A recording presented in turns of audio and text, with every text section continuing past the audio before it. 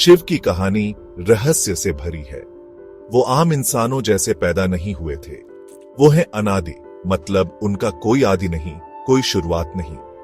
वो अनंत हैं, मतलब उनका कोई अंत नहीं। वो बस हैं। कुछ लोग कहते हैं कि शिव अग्नि स्तंभ से प्रकट हुए। कुछ कहते हैं कि वो हमेशा से थे, ब्रह्मांड से भी पहले। आदि योगी के रूप में वो पहले योगी हैं, गहरे ध्यान में लीन। शिव को अक्सर एक परिवार वाले व्यक्ति के रूप में दिखाया जाता है। वो पार्वती के पति और गणेश और कार्तिकेय के पिता हैं। लेकिन वो एक सन्यासी भी है जो सत्य की खोज में दुनिया का त्याग करते हैं। वो एक जटिल देवता है, विरोधाभासों से भरे हुए। फिर भी इन्हीं विरोधाभासों में उनकी खासियत है। वो उग्र हैं, संहारक हैं, लेकिन दयालु और करुणामयी भी।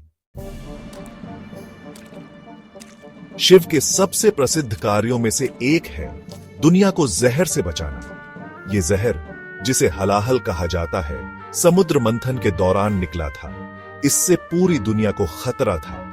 शिव ने बिना किसी हिचकिचाहट के जहर पी लिया, लेकिन उन्होंने इसे निगला नहीं। उन्होंने इसे अपने गले में रख लिया, जिससे उनका गला नीला हो गया। इसीलिए उन्हें नीलकंठ कहा जाता है। शिव को संहारक के रूप में भी जाना जाता है, लेकिन उनका संहार नकारात्मक नहीं है। वो नया बनाने के लिए, नई शुरुआत के लिए संहार करते हैं।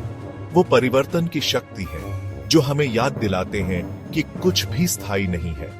वो वही हैं जो तांडव करते हैं, सृजन और विनाश का नृत्य। ये नृत्य जीवन और मृत्यु के चक्र का, ब्रह्मांड में ऊर्जा के निरंतर प्रवाह का प्रतिनिधित्व करता है। शिव को अक्सर उनके माथे पर तीसरी आंख के साथ दिखाया जाता है। ये आंख ज्ञान और बुद्धि का प्रतीक है। जब ये खुलती है तो ये अज्ञान और भ्रम को नष्ट कर सकती है। ये सतह से परे देखने, भीतर के सत्य को खोजने की याद दिलाती है।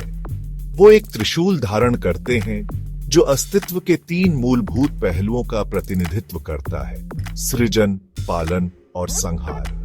ये इन शक्तियों पर उनकी शक्ति का प्रतीक है। उनका डमरू ब्रह्मांड की लय, सृजन की ध्वनि का प्रतीक है। कहा जाता है कि डमरू की हर धड़कन पवित्र भाषा, संस्कृत का एक नया अक्षर बनाती है। ये प्रतीक सिर्फ वस्तुएं नहीं है, ये शिव के स्वरूप और ब्रह्मांड में उनकी भूमिका की याद दिलाते हैं। ये दिव्य और ब्रह्मांडीय व्यवस्था में हमारे स्थान को समझने के उपकरण हैं। शिव की महानता सिर्फ उनकी शक्ति में नहीं, बल्कि उनकी करुणा में भी है। उन्हें भोलेनाथ के नाम से जाना जाता है, क्योंकि वो आसानी से प्रसन्न हो जाते हैं। वो भक्तों और राक्षसों को समान रूप से वरदान देते हैं, बिना किसी पक्षपात के। वो वैराग्य के प्रतीक हैं। अपनी शक्ति के बावजूद वो कैलाश पर्वत पर एक साधारण जीवन जीते हैं, भौतिक संपत्ति से अनासक्त। वो हमें सिखाते हैं कि सच्चा सुख सांसारिक चीजों में नहीं, बल्कि आंतरिक शांति में है। शिव का जीवन हम सभी के लिए एक सबक है।